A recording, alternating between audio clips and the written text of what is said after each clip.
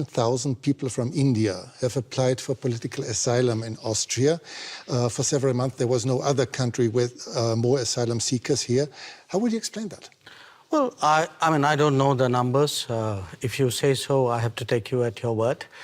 But my sense is that when it comes to irregular migration, sometimes, you know, because these are done by syndicates and gangs, you never know where they end up with. I think what's important is not what happened in the past. It is that we have a commitment to ensure that movement and mobility is legal. We would like a regime, an agreed regime for that. It's good for the global workplace. It's good for the Austrian economy. And we have, that's one of the outcomes of my visit to Vienna. Another outcome is that you have assured Austria's foreign minister that India will take back all of its citizens who will not get asylum in Austria, which will probably be almost 100%. How fast will this happen?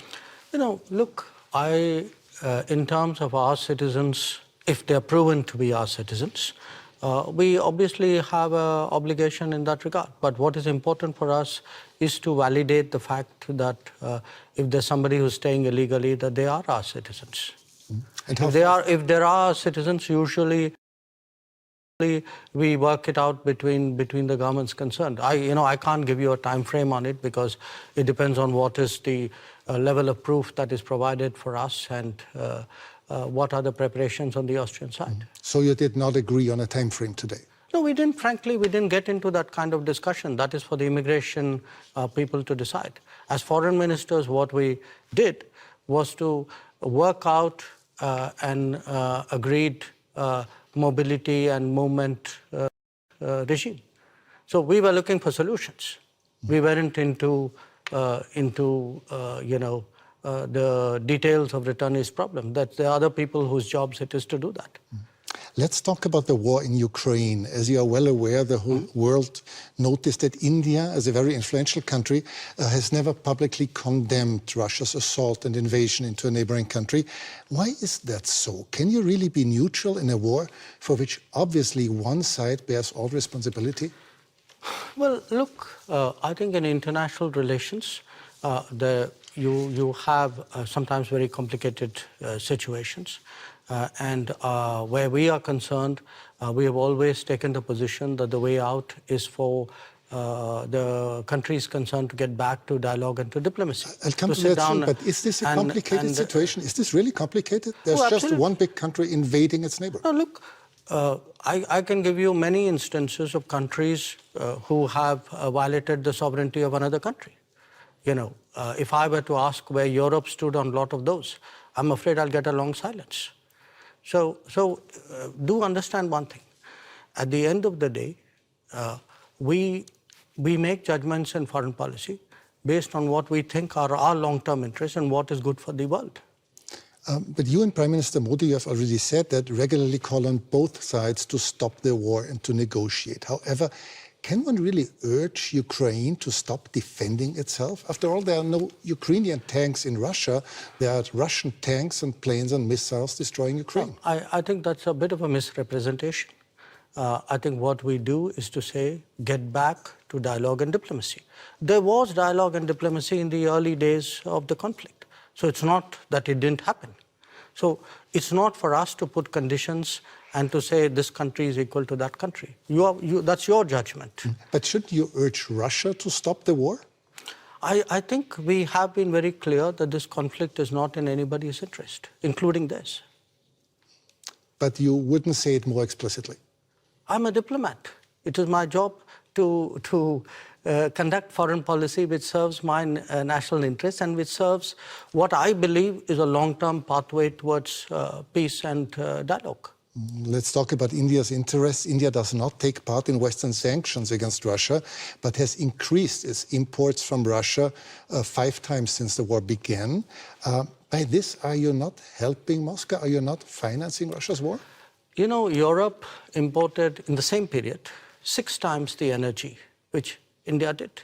So Europe decreased its imports a lot and dramatically since the war started. You multiplied yours. No, essentially, if it is a matter of principle, why didn't Europe cut on the first day?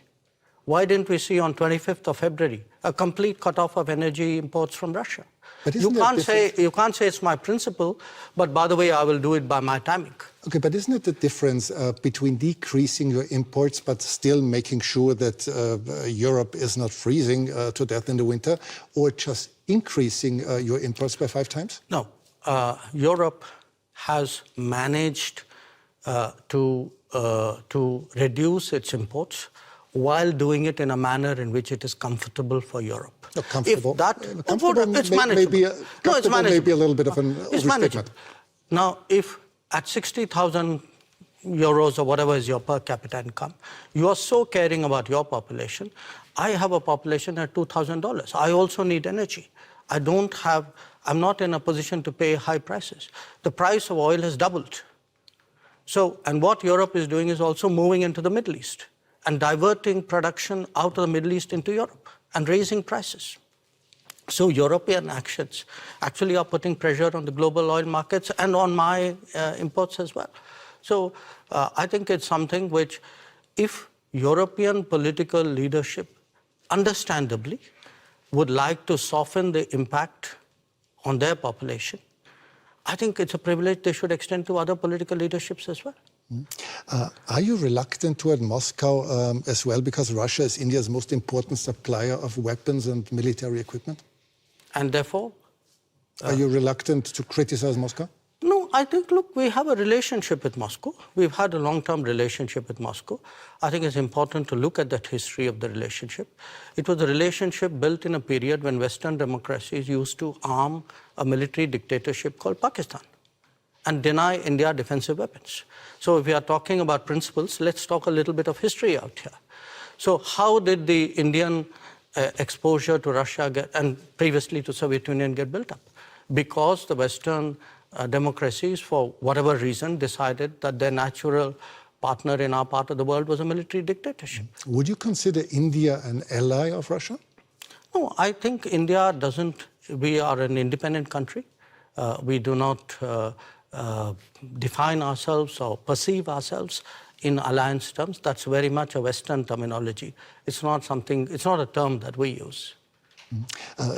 Before you said you're a diplomat, but several weeks ago you called Pakistan, your neighbor, the epicenter of terrorism. Well, I did it again today without using the word Pakistan. Yes, and this doesn't sound very diplomatic, does it? No, because you are a diplomat doesn't mean you're untruthful. I could use much harsher words than epicenter.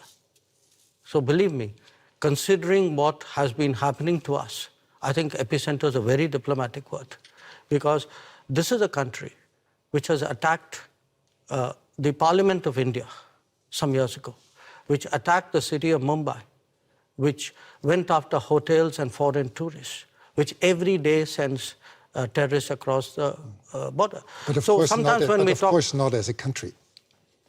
Well, if you control your sovereign space, which I believe they do, if the terrorist camps operate in broad daylight in cities with recruitment and financing, can you really tell me that the Pakistani state doesn't know what's going on?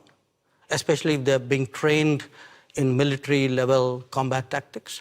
So, when we speak about judgments and principles, why don't I hear sharp European condemnation of these practices which have been going on for multiple decades? Does the world have to be concerned that there someday will be a war between India and Pakistan?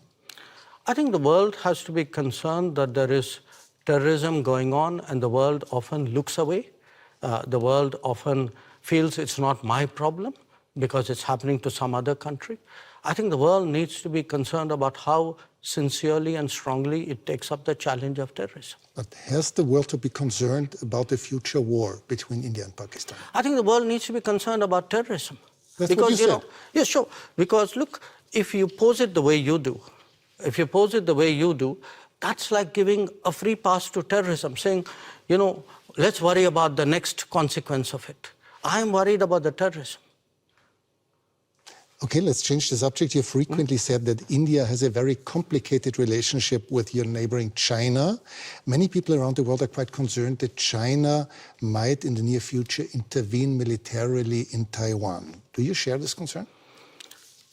I think there's a larger concern which is based on our experiences. The concern is that we had agreements with China not to mass forces in our border areas. And they have not observed those agreements, which is why we have the currently tense situation that we do. We had an agreement not to unilaterally change the line of control, which they have tried to unilaterally do that.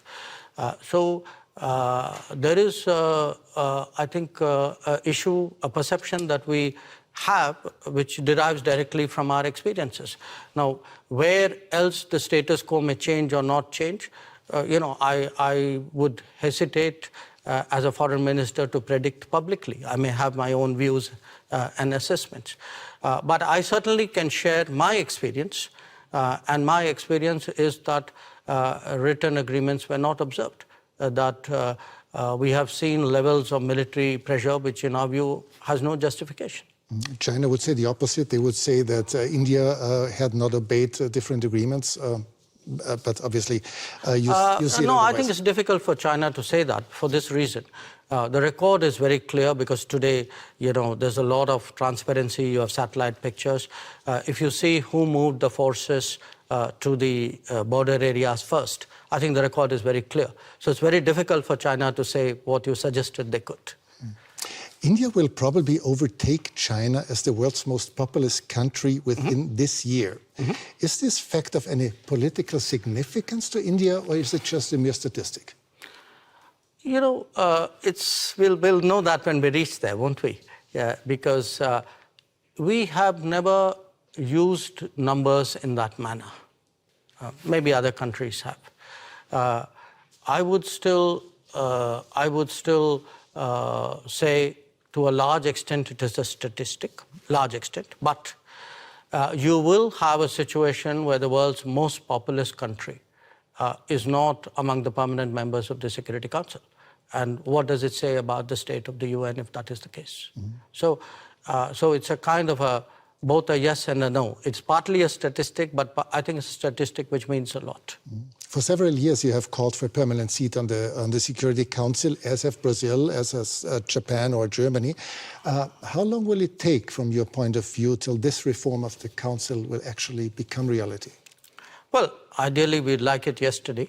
Of course. But the problem, I think, is that those who are today enjoying the benefits of permanent membership clearly are not in a hurry to see reform.